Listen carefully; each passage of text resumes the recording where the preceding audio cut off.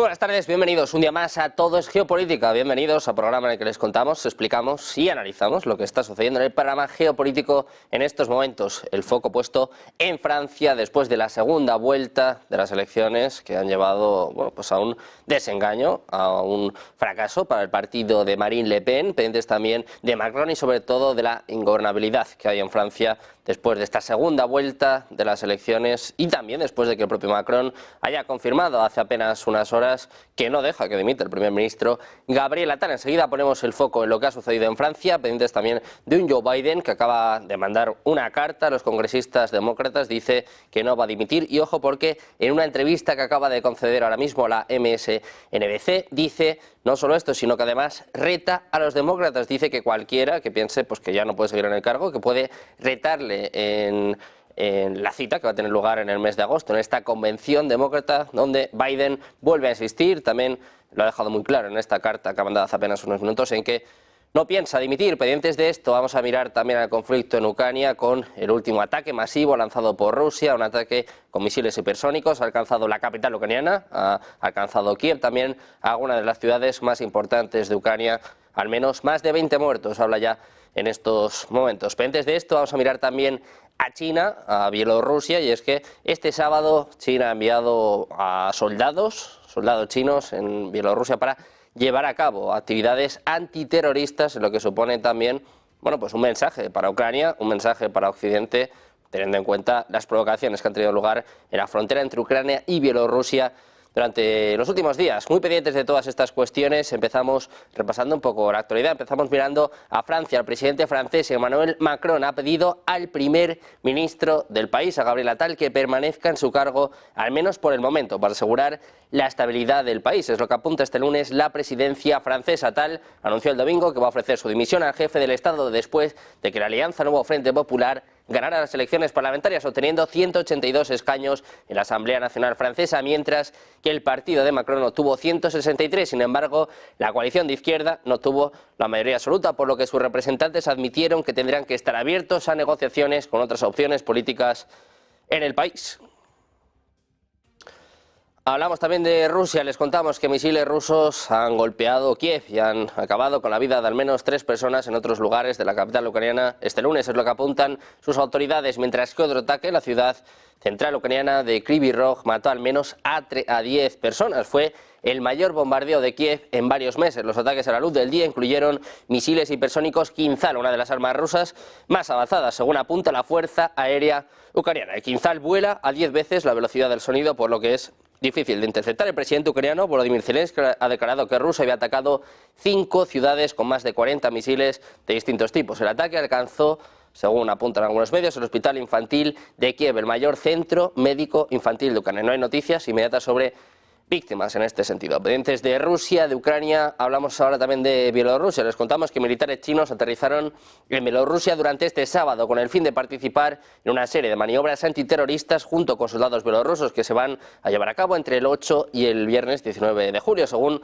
ha defendido en un comunicado el Ministerio de Defensa de Bielorrusia, estos ejercicios ayudarán a intercambiar experiencias y mejorar la cooperación entre ambos países. A su vez, Minsk y Pekín aspiran con dichas maniobras a mejorar los niveles de entrenamiento de los ejércitos. El anuncio llega apenas 2 días después del encuentro bilateral entre el presidente bielorruso Alexander Lukashenko y su homólogo en el gigante asiático Xi Jinping. Además, las maniobras en territorio bielorruso también se producen en un momento de tensión en la frontera con Ucrania, donde las Fuerzas Armadas bielorrusas iniciaron hace 2 semanas maniobras en las regiones de Gomel y de Brest, en las que participaron tanto unidades de misiles y artillería como unidades de la defensa antiaérea. Muy pendientes de estas cuestiones, pendientes del conflicto en Ucrania, empezamos fijándonos en Francia y lo hacemos ya de la mano de los mejores expertos. Hoy tenemos con nosotros a Georgina Higueras, directora del Foro Asia en Fundación Foro de Foros. ¿Qué tal, Georgina? Muy buenas, muy buen día. Buenas tardes, encantada. Igualmente, un placer tenerte por aquí. Contamos también con Javier Martínez López, analista internacional de geopolítica y geoeconomía. ¿Qué tal? Muy buenas, Francisco. Buenas tardes. Buenas tardes, Sergio. Igualmente, un placer tenerte por aquí. Por último, presentamos a Miguel Ángel Temprano, experto geopolítico y geoeconómico. ¿Qué tal, Miguel Ángel? Muy buenas. Buenas tardes. Muy buenas tardes. Un placer teneros a los tres por aquí, como decía, con la mirada puesta en Francia después de la segunda vuelta de las elecciones, que no ha dejado nada en claro, más bien ha dejado más nubarrones en nuestro país vecino y todo apunta, Miguel, a que Francia es ingobernable en estos momentos. No sé si le ha salido bien la jugada a Emmanuel Macron, por lo menos ha frenado a Marine Le Pen, pero poco más se puede concluir como algo positivo, ¿no?, para el presidente francés. Ha estado a punto de hacer otro Cameron de la isla, otro David Cameron, o sea, un desastre. Pero sobre todo, cuando analizas los resultados son bastante más complejos y dicen algo más de lo que parece. Y que nadie me malinterprete, yo creo que no haya salido la ultraderecha es una magnífica noticia para Europa. Lo que ocurre es que el Frente Popular, gobernado por Mélenchon, otro loco de la colina, haya salido como líder, como vencedor, me parece otra locura horrorosa. Pero es que Mélenchon, que se está otorgando todos los votos del Frente Popular, no es ni mucho menos eso. Es decir, los socialistas, que ya aparentemente no quieren que sea Mélenchon o alguien propuesto por él el que intente la formación de gobierno, han sacado bastantes votos. O las diferentes familias, los comunistas, otros, están también todos peleados entre ellos. Es decir, el Centro Popular, es decir, quien ha ganado en escaños, que no en votos, porque en votos ha ganado Le Pen, y además con escasamente un 1 a un 2%, dependiendo de las circunscripciones, un pequeño cambio, el cambiar unos votos de un sitio para otro, escasamente 40.000 habría dado otro resultado completamente opuesto. Lo que te viene a decir que en las próximas elecciones el partido de Le Pen puede ganar. Es decir, que todo el mundo debería de plantearse qué se está haciendo tan extremadamente mal para que los partidos extremistas de uno y otro signo crezcan de esta manera. Pero bueno, volviendo a lo primero, yo veo imposible que haya una formación de gobierno y si no es imposible, lo que sí es imposible es que ese gobierno que se forme sea un gobierno estable que permita aguantar el año hasta las próximas elecciones que marcan la Constitución francesa.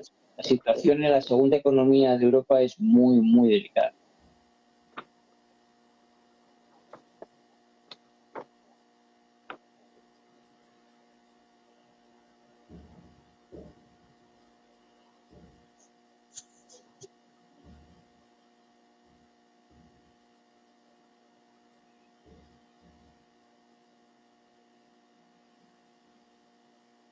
Mélenchon y cómo han frenado a Le Pen, no sé si de una forma muy democrática, ¿no?, que hablamos mucho en Occidente, en Europa, de democracia, pero hombre, quizás no sea la forma más justa, ¿no?, de llevar a cabo unas elecciones. Quiero saber cómo lo valoras tú. Bueno, yo creo que en las elecciones en realidad el resultado es un éxito para Macron. Macron las había planteado en parte como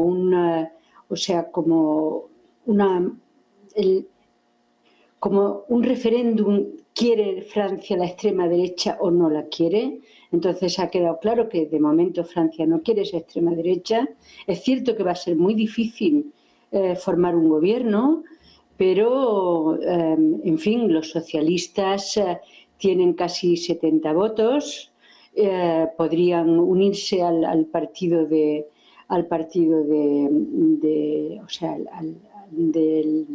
Macron y llegar más o menos. ¿Va a ser difícil formar un gobierno? Sí, muy difícil, pero que se puede formar, sí, que lo importante ha sido frenar a la extrema derecha. Pues yo creo que sí, que eso es lo más importante. Es evidente que ahora no tenían más remedio que dejar a tal porque todavía no se ha formado el Parlamento y Macron ya ha dicho que quería esperar a la formación del Parlamento para después decidir con quién negocia y cómo, y que hacen falta estos días para negociar, ¿no?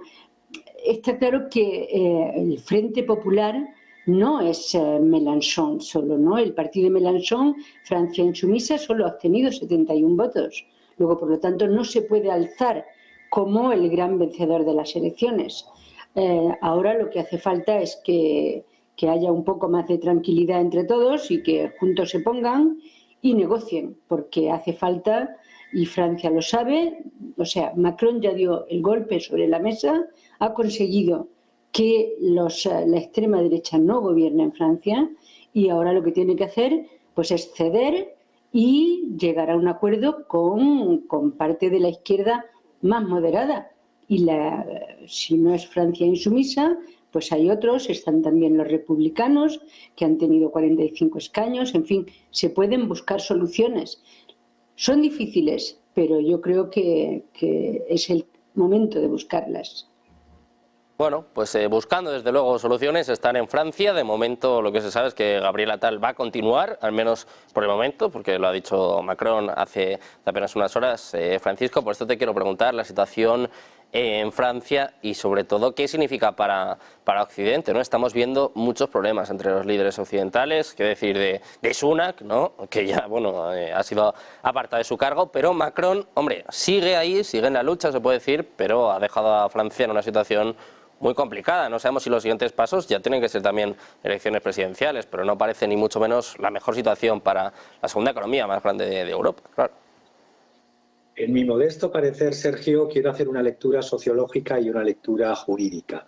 La lectura es que a 3 semanas de los Juegos Olímpicos, yo antes que lo confirmase Macron, no dudaba que el primer ministro saliente, Gabriel Attal, iba a permanecer en el cargo sí o sí. El tema está en lo jurídico, que no confundamos el sistema que tenemos en España, que es un sistema, el de Francia es presidencialista y el de España no es presidencialista. Por eso tenemos que ver en un régimen no parlamentario, como es el régimen de la República Francesa, el artículo 8º dice claramente que el presidente de la República nombra al primer ministro y es él quien puede elegirle y únicamente él. Además, sin un calendario fijado, además sin ninguna consulta o validación parlamentaria requerida. Es decir, es un poder exclusivo de Macron, únicamente su firma, bajo el decreto de nominación de quién será el inquilino del Palacio de Matignon, que se publicará en el diario oficial. ¿Qué es lo que está haciendo ahora Macron? Está tomando conocimiento de los resultados de esas elecciones legislativas al ritmo de las mayorías circunscripción por circunscripción. ¿Qué puede hacer? 3 posibilidades. Un primer ministro de izquierdas, cuando venciese el plan de Gabriel Attal, que le dijese hasta aquí ya te puedes retirar en esta transición, pues corre el riesgo de una moción de censura que pudiese reunir a miembros del bloque de Ensemble con el de Rassemblement National. Es decir, no está claro que un gobierno multicolor de izquierdas sea una solución válida para la segunda economía de la Unión Europea, que puede terminar como una jaula de grillos. Ya sabemos cuando los gobiernos son tan plurivalentes, terminan como el Rosario de la Aurora. Tendría también una segunda posibilidad, la de nombrar un gobierno técnico. Esto lo tiene como presidente de la República, compuesto por economistas, altos funcionarios, diplomáticos, etcétera, que se encargasen de asegurar la continuidad del Estado. Pero también corre el riesgo de la terrible y rápida moción de censura que pudiese surgir en una Cámara tan inestable. Y por último, el otro escenario es lo que ha hecho o dice que va a hacer momentáneamente es mantener a Gabriel Attal, pero no solo mantenerle temporalmente, sino intentar constituir una coalición plural extendiéndose a la franja de izquierda. Pero claro, hay votantes de centro y de centro izquierda que no quieren coaligarse con la extrema izquierda, porque hablamos de extremos, hay extrema izquierda como hay extrema derecha. No solamente ver el problema de la extrema derecha, porque se dice extrema derecha, una extrema derecha que yo dividiría la política actual de este siglo XXI con otro parámetro también, los soberanistas y globalistas, en el sentido de que una izquierda como la del PEN, que habla de jubilar a los 60 años, si era una izquierda española que se pudiese plantear jubilaciones a los 60 años. Por lo tanto, yo veo, y termino, lo que ha dicho el presidente de Rassemblement National, Laurent Jacques-Delille, anticipa que la mezcla tan heterogénea del nuevo Front Populaire, del nuevo Frente Popular, puede explotarle de un día para otro si se hiciese un gobierno centrado con miembros del nuevo Frente Popular. Por lo tanto, veo inestabilidad y veo una situación que para Macron no es tampoco, se ha quedado en la segunda vuelta, teniendo en cuenta que, como ha dicho antes mi compañero, el partido como tal más votado y menos heterogéneo, es decir, más homogéneo, es el de Marine Le Pen, Rassemblement National, con 8.745.081 votos. Esto es una subida más grande de toda la historia del Frente, antes Frente Nacional, hoy Rassemblement National. Veamos cómo los errores repetidos una tras otra en los últimos, desde la crisis 2007-2008, conducen a una disgregación en Europa cada vez más hacia los extremos. Bueno, pues pendientes de cómo están creciendo los extremos, se vio también en las elecciones europeas de hace tan solo unas semanas, pues dando muestra también de la situación en la que estamos en Europa y en Occidente. Si os parece, miramos también a Estados Unidos, a su presidente Joe Biden, ha lanzado una carta hace apenas unos minutos, eso de las 3 de la tarde, dice, bueno, pues que está comprometida a seguir en la carrera presidencial. Por cierto, da una entrevista también en estos últimos minutos en una cadena estadounidense en la que ha vuelto a reiterar este mensaje, dice que no va a dimitir y además manda un mensaje a los demócratas, dice que todo aquel que quiera que se aparte, todo aquel que quiera que dimita, que deje la carrera presidencial, lo tiene muy fácil, que puede retarle en la cumbre esta que va a tener lugar, el Congreso de los Demócratas, que va a tener lugar en agosto. Dice Biden que todo aquel que no le quiera, pues que puede retarle en este Congreso. Te quiero preguntar por todo esto, Miguel, ¿cómo ves la situación en Estados Unidos? Un Joe Biden cada vez más asediado, parece evidente como los principales medios de comunicación, incluso muchos de los líderes demócratas, empiezan a apuntar a su figura, hablan además de un ultimátum que podría tener lugar esta semana con la cumbre de la OTAN, pero Biden, señor Roque, sigue convencido de que él puede ganar a Donald Trump. ¿Cómo ves la situación en Estados Unidos y cómo puede afectar esto a los demócratas? Por parte, yo creo que quiero matizar claramente mi opinión porque yo creo que Trump es el mayor daño que pueda ocurrir no solo a Estados Unidos sino a la política occidental. Escuchaba a un invitado vuestro antes hablar sobre las encuestas y yo creo que se equivocaba. Realmente donde se juega el partido solamente en 3 estados, es Michigan, Wisconsin y Pensilvania. Y el problema está en que las encuestas, las últimas publicadas, que son publicadas hoy a fecha de viernes, están hechas por Morning Consult, dicen que en Wisconsin, las estoy leyendo ahora mismo, Biden sacaría un 41 y Trump un 39. Cuidado, Kennedy un 10, que esto puede variar radicalmente y al último momento el votante de este no afiliado puede ir parte a Biden. En Michigan, Biden vuelve a ganar con un 45 frente a un 39 y Kennedy tiene un 6. El único sitio en que realmente pierde es en Pensilvania. ¿Qué significa esto? Que es muy complicado a una persona que tiene los votos para ganar en tu Congreso, que a pesar de que todos hemos visto lo que hemos visto, que muy probablemente esta persona no esté capacitada para gobernar 4 años más, pero que adicionalmente vemos que, o él ve que si él no sale, o él se cree que si él no sale, nadie puede ganar a Trump, cosa que las encuestas, hasta las primarias, así lo decían, porque volvamos, las elecciones se van a jugar solamente en 3 estados, con que se repitan todos los resultados de las últimas elecciones, e inclusive los demócratas ganasen 2 estados que yo creo que eran outsider, como era Arizona y Georgia, que se lo ganaron fueron innecesarios.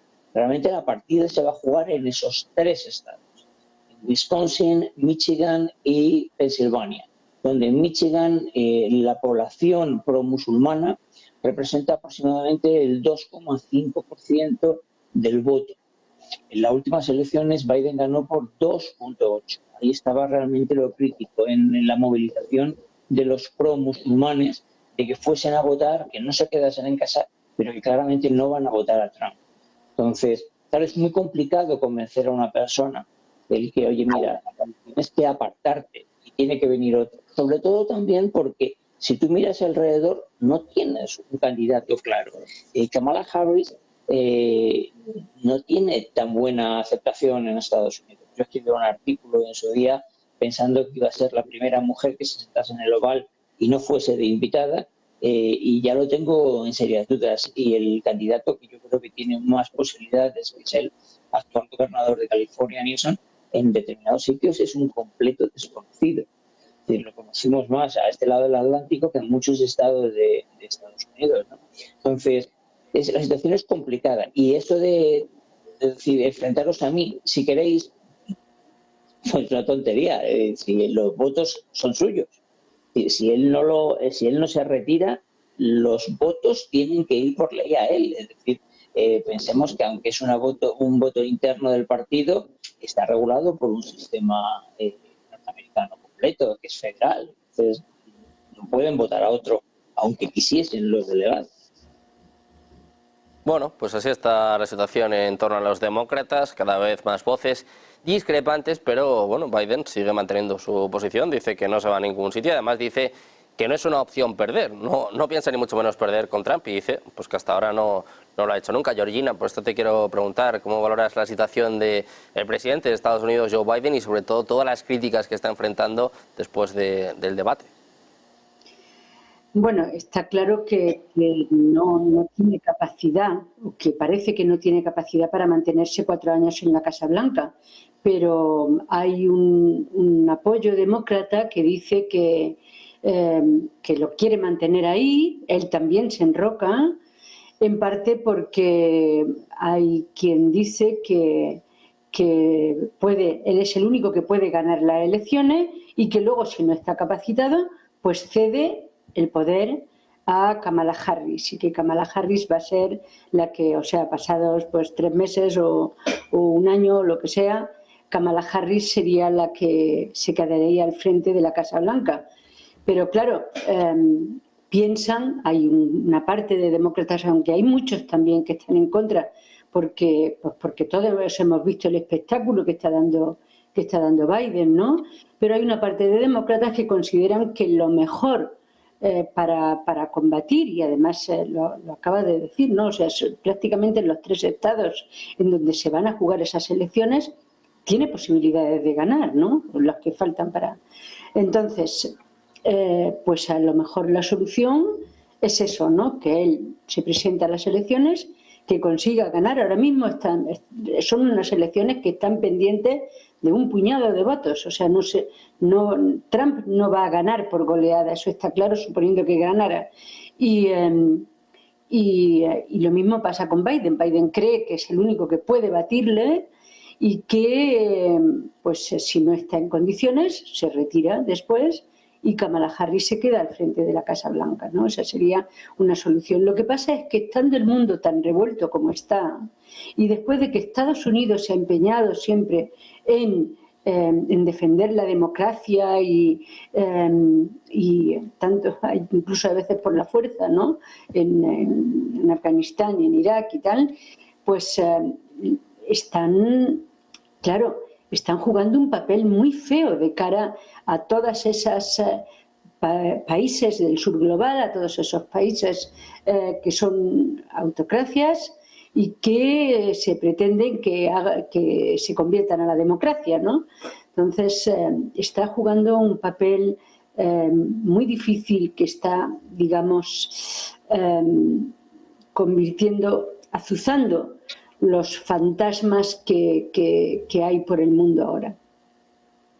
Bueno, pues pendientes de la salud de Estados Unidos, la salud de Joe Biden. Francisco, por esto te quiero preguntar por el pánico que ha cundido en los demócratas y cómo Joe Biden, bueno, parece decidido a aguantar.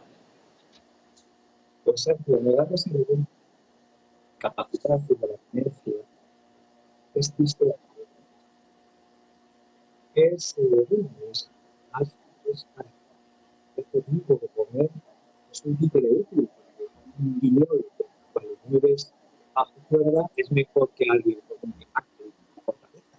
Y para que servicios globalistas, pues claro, tampoco se somete a los líderes en esos exámenes humanamente psiquiátrico y psicológico, porque claro, me da pena que en Estados Unidos se diga es que para que no venga fuego hay que elegir a Deno, o viceversa, vamos a elegir es tal el gran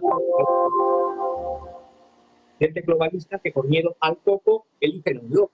Entonces, desde esa perspectiva creo que la política y el respeto a la ciudadanía y a la manipulación de pocos de un lado y de otro tendría que ser tal que primero lo evidente, y termino, si leemos a los clásicos, a Tácito, a Suetonio, Calígula se creía divino e imprescindible.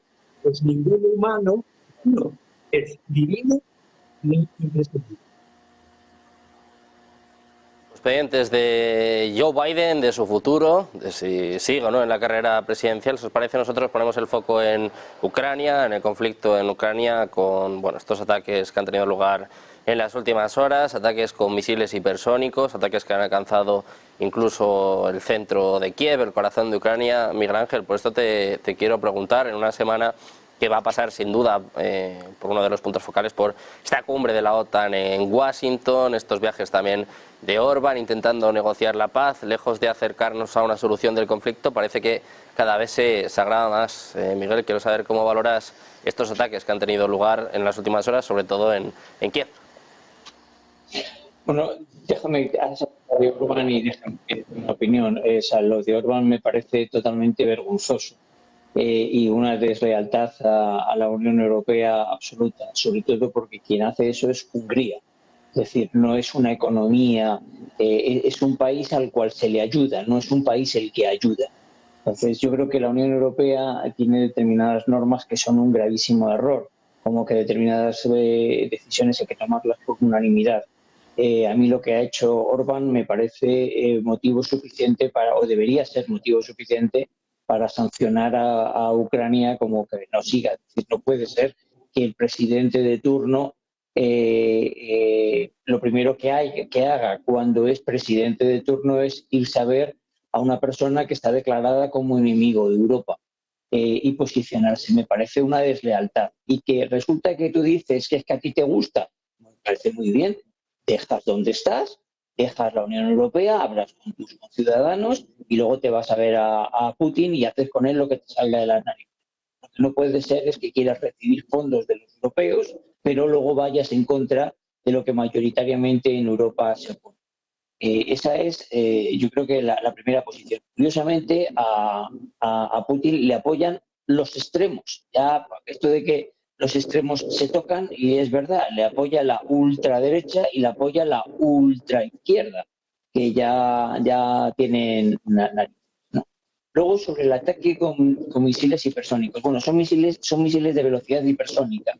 No han utilizado los misiles hipersónicos, que también los tienen. La diferencia está en que entre un misil de velocidad hipersónica no tiene capacidad de movimiento, funciona prácticamente como un misil balístico. Lo que pasa es que a velocidad al menos de 5 veces la velocidad del sonido, y un misil hipersónico que se puede mover. Es inabatible, porque no puedes predecir su trayectoria. La utilización de ese tipo de armamento, que es muy restringido, muy pocos países en el mundo lo tienen, lo veo más como una muestra de fuerza que como una necesidad.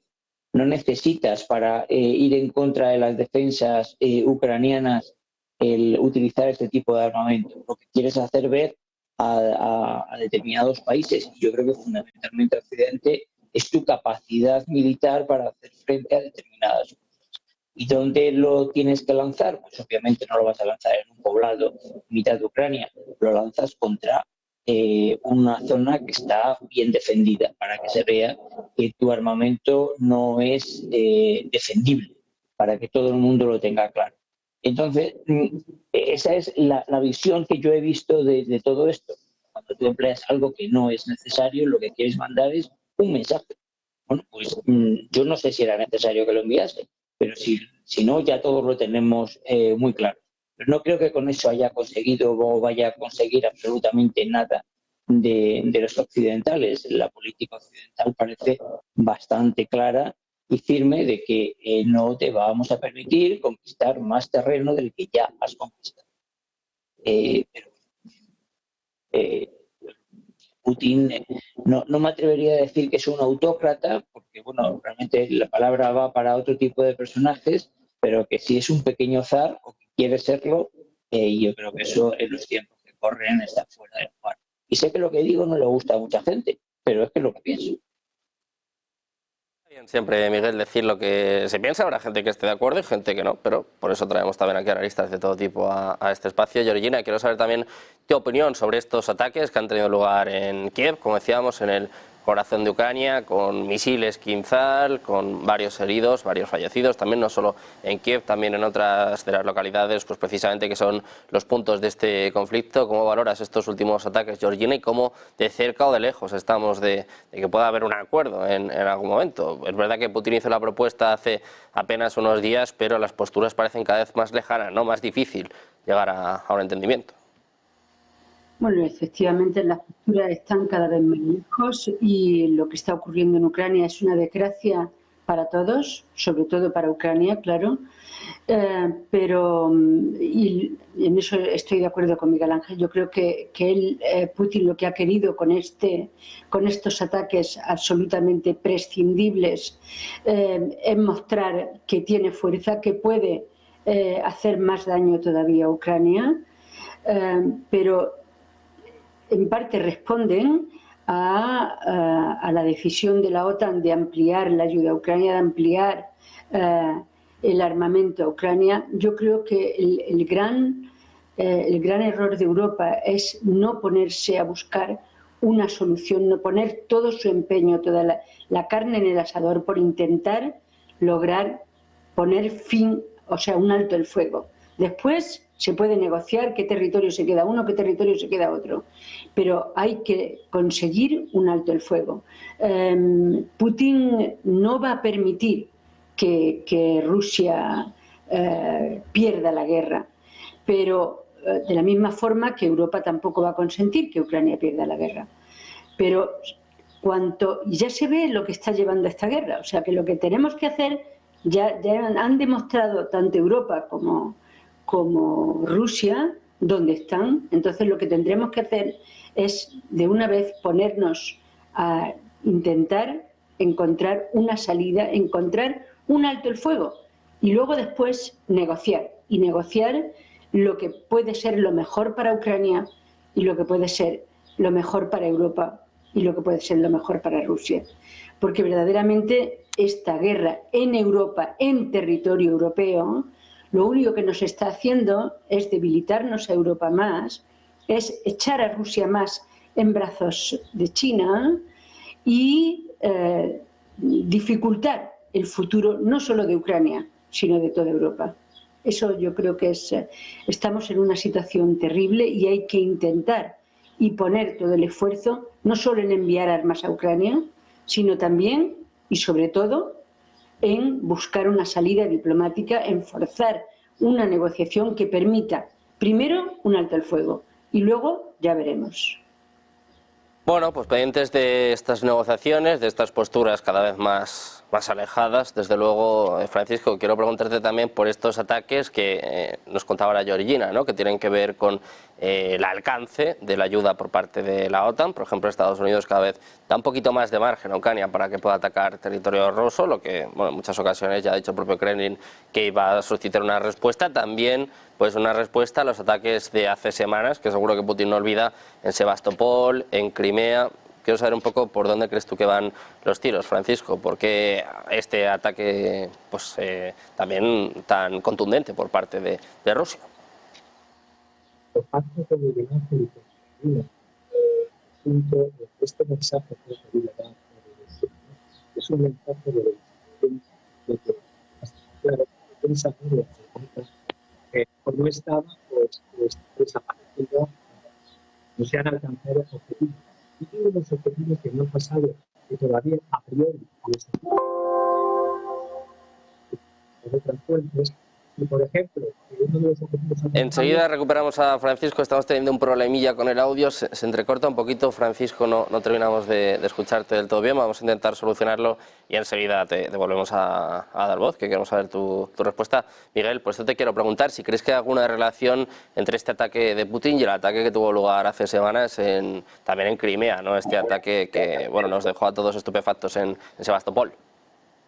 Sí, clarísimamente, es decir, le han atacado a un sitio que ya era intocable, que él considera que que Crimea es un territorio ruso consolidado pues prácticamente desde el 2014 y por lo tanto no hay nada que decir sobre ello.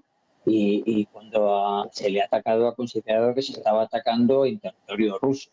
Por lo tanto, eso ha considerado que era motivo suficiente para utilizar un armamento que añadiera daño a una zona, digamos, con comillas, actualmente tranquila como es Kiev y además bastante bien defendida. Se ha utilizado un armamento para que se viese que tiene esa capacidad de penetrar en defensas más o menos fuertes o más o menos seguras y que hay una relación causa-efecto clarísima. Pero bueno, el status quo no cambia. ¿Por qué ocurrió? ¿Por qué se atacó Crimea? La verdad es que no lo sé y lo considero un error. Un error, no digo un error militar estratégico, pero sí un error de negociación estratégica, lo considero un error. Sobre todo porque creo que Ucrania no tiene ninguna otra salida que negociar algún tipo de paz, no sé, armisticio, acuerdo, que sea, me da exactamente igual, pues porque él no va a conseguir avanzar por muchas armas que se le den, no va a conseguir avanzar de las líneas que tiene ahora mismo, donde están las líneas de combate.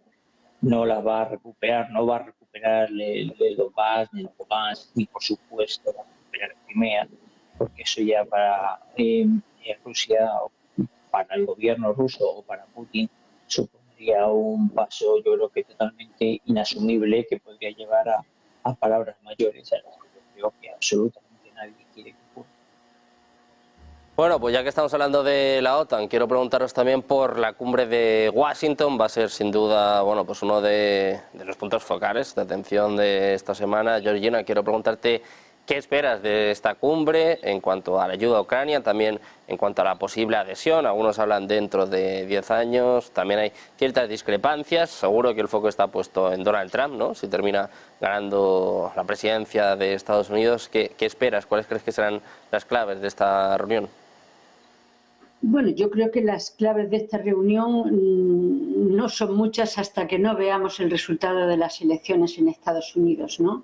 Porque el futuro de la alianza evidentemente depende en gran medida de que Trump gane las elecciones y entonces ahora mismo pues sí, habrá mucha celebración por este 75 aniversario. Es cierto que la OTAN, que salió de Afganistán y que Macron decía que estaba en muerte cerebral, se ha recuperado, está más fuerte, tiene más países, cuenta Suecia va a participar por primera vez y no solo eso, parece que a esta cumbre van a haber grandes aliados de Estados Unidos, los aliados del Pacífico, de cara a que el gran enemigo de Estados Unidos no es Rusia, sino, y lo tienen muy claro tanto demócratas como republicanos, el enemigo a batir es China.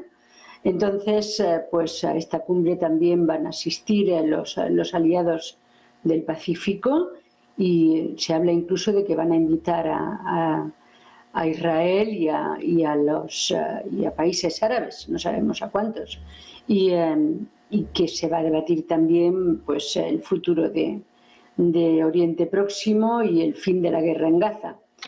En fin, va a ser una cumbre, parece que muy amplia, no sé lo que se va a conseguir. Yo creo que todo van a ser palabras, aparte de que Rutte va a ser el nuevo secretario general, que aparece por primera vez, ahora después de tanto tiempo que hemos tenido a Stoltenberg. Y hay que esperar a ver qué pasa con las elecciones de Estados Unidos, porque la postura de Biden y la postura de Trump en cuanto a los aliados son radicalmente distintas. Entonces, por mucho que se consiga ahora, si Trump gana las elecciones, no va a ser no se va a conseguir mucho en la OTAN. Entonces, hay que esperar y ver qué pasa en las elecciones de noviembre. Pues vamos a ver. Permitirme Cuéntanos, una cosa. Vamos a ver, y quiero que quede claro que yo estoy en desacuerdo con Trump en prácticamente todo lo que dice, quiero que quede claro eso. Tenía la ocasión de hablar con un altísimo cargo de su administración, altísimo, tanto muy próximo a él, y el hombre me decía una cosa y la verdad es que los hechos demuestran de que tenía razón. Trump no es que esté en contra de la OTAN, lo que está en contra es de aquellos países que no aportan lo que realmente tienen que aportar. La aportación en la OTAN no es a la OTAN, sino que es a tu propio presupuesto de defensa, es decir, dedicación de al menos un 2% de tu presupuesto de defensa, perdón, de tu PIB a gasto de defensa. Y tiene todo el sentido del mundo. Me gusta muy poco, pero ahí tiene todo el sentido. Lo que no puede ser es que el mayor ejército del planeta, uno de los mayores presupuestos detrás del chino en defensa, lo utilicemos los demás para cuando nos interesa y como nos interesa. Entonces, miren, si ustedes no están dispuestos a invertir en su propia defensa, no pidan que sea yo el que lo haga, no pidan que yo acuda a defenderles. Claro, eso suena muy mal, es decir, no acudo a defenderte, pero es que cuando en España se está gastando de manera sistemática el 0,7% del PIB contra países que se gastaban por encima del 3,6%, es cuando menos vergonzoso. Entonces, claro, que países como los nuestros, como el nuestro en este caso, pida que pues parece que suena un poquito raro, ¿no? Entonces, yo lo que sí veo claro es que en el caso de que Trump ganase, lo que iba a ser es extremadamente riguroso con la exigencia de que aquel país que no contribuyese con su presupuesto a los acuerdos previos, bueno, pues iba a ocurrir algo. No sé exactamente el qué, pero que iba a ocurrir. Y el primero que se ha dado cuenta de que era necesario aumentar, independientemente de lo que diga Trump o deje de decir Trump, el primero que se ha dado cuenta de que era necesario incrementar su gasto en defensa es Alemania, que así lo está haciendo. Bueno, pues pendientes de Donald Trump, de la OTAN, de esta cumbre que va a tener lugar en Washington durante toda la semana. Mañana arranca, va a estar marcada, desde luego, por Ucrania, por la financiación, por la ayuda y también pues por la posible adhesión. Hablaba precisamente sobre esta cuestión hace apenas unos minutos Andrzej Duda, el presidente polaco, que decía pues que Ucrania debería unirse a la OTAN si su gente así lo desea. Precisamente, pendientes de Ucrania, volvemos a mirar al ataque masivo que ha tenido lugar durante las últimas horas. Les hablábamos de este ataque con misiles Kinzhal. Le preguntábamos sobre esto a Francisco Javier, que si no me equivoco está ya con nosotros y queremos desde luego saber su opinión. ¿Qué tal, Francisco? Muy buenas, a ver si te escuchamos ya bien. A ver si es posible. Perfecto. La defensa Perfecto, gracias. La defensa aérea de la OTAN ha demostrado ser ¿cómo decirlo? O estaba desaparecida o no pasaba la defensa de la OTAN en estos ataques a Kiev. Porque tengo datos que, repito una vez más que he dicho antes, que no los he contrastado al 100% de los objetivos alcanzados, por eso quiero darlos tomándolos con cautela, y de los objetivos alcanzados son muy importantes para el ataque a la estructura económico-militar de Ucrania por parte de la Federación de Rusia. Es la planta de construcción de maquinaria de Novokramatorsk, que es una de las plantas de ingeniería pesada más grandes del mundo, y son los talleres utilizados por las fuerzas de Ucrania, bueno, por las fuerzas de la OTAN realmente, porque es una guerra proxy entre la OTAN y los 20 y tantos países contra Rusia, y de momento viendo el resultado de esta OTAN contra Rusia, y son utilizados esos talleres para la reparación y el almacenamiento de los equipos.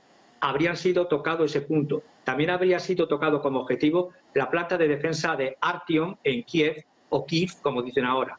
La fábrica de máquinas NKMZ en Kramatorsk. Los almacenes y el campo de tiro de la Guardia Nacional alrededor de Pavlograd.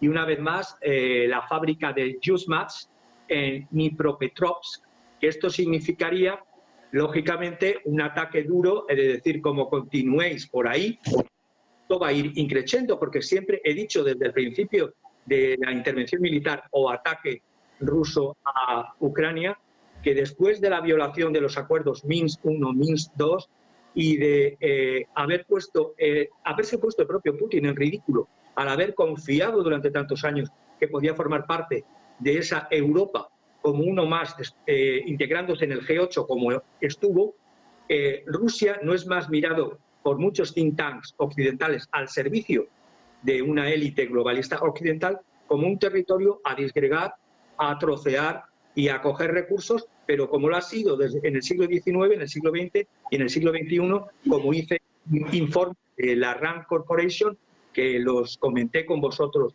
semanas y meses atrás. Por lo tanto, yo veo la situación, estoy con Georgina y con Miguel Ángel, que para el bien de Europa, no confundamos Europa con Occidente, para el bien de Europa paremos la guerra, para el bien de los ucranianos paremos la guerra, y daba en el pasado soluciones como podía ser la coreana. Hoy día pienso que esa solución ya no será posible. Habrá un alto el fuego, sí, pero como ha dicho también Miguel Ángel, los territorios conquistados se va a utilizar la cláusula de no volver a partir de cero, sino la cláusula internacional del uti possidetis, es decir, los territorios que sean conquistados como un fait accompli, como un hecho consumado, formarán parte ya de Rusia, y además con la reforma constitucional que hizo Putin en una enmienda en un referéndum del 2020, prohibió ceder parte del territorio. Por lo tanto, el propio presidente no iba a vender las tierras ya rusas a cesión, como se están vendiendo tierras y propiedades ucranianas por el gobierno de Kiev. Es impensable porque no se violaría la Constitución rusa. Así que, para el bien de Europa y nuestro decaimiento, cuanto antes llegue la paz, mejor será para los europeos, y Rusia no estará cada vez más metida, yo creo que ya es irreversible, en esa Eurasia volcada hacia China, como decía Georgina, pero es la incapacidad de los líderes europeos de estos últimos años, que la sensatez, la cordura y la inteligencia brillan por su ausencia y hacen que los antiguos enemigos se conviertan en aliados. Bueno, pues pendientes de Rusia y de sus movimientos, ya que hablabas de China, Francisco, antes de terminar quiero poner otro tema encima de la mesa.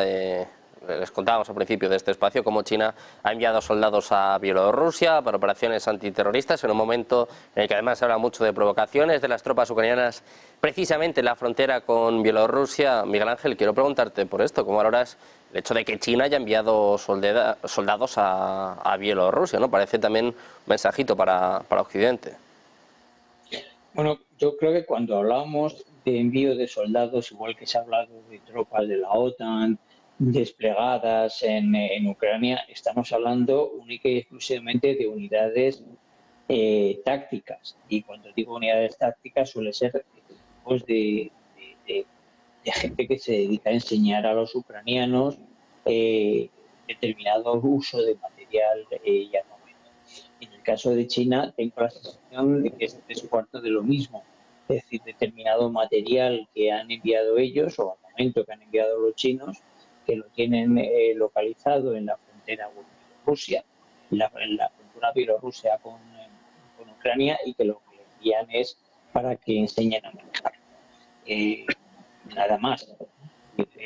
Porque además es que, militarmente hablando, si tú envías tropas, salvo que sean tropas de asalto y al final acaban siendo pequeños equipos de asalto, pues, no sé, envías 40, 50, 60, eso es irrelevante en una guerra de prácticamente trincheras, porque las líneas no se mueven. Necesitas enviar tropas de otro tipo de cantidad, ya le llaman botas. Entonces, que haya chinos ahí ni me chocan ni me parece raro, y probablemente pasado mañana encontremos a coreanos o encontremos a iraníes, igual que podemos encontrar en Ucrania a ingleses, franceses, norteamericanos o de cualquier otro país. Una cosa es eso y otra cosa completamente diferente es realmente mandar tropas de verdad. Compañías completas o batallones completos de soldados de infantería. Yo creo que eso ni lo ha habido ni lo habrá, salvo que haya una escalada que no quiero pensar que pueda llegar a ocurrir y que creo que no va a llegar. Bueno, pues esperemos que esto no ocurra. De momento el foco está puesto en China, ¿no? En estos soldados. Georgina, ¿cómo valoras este movimiento?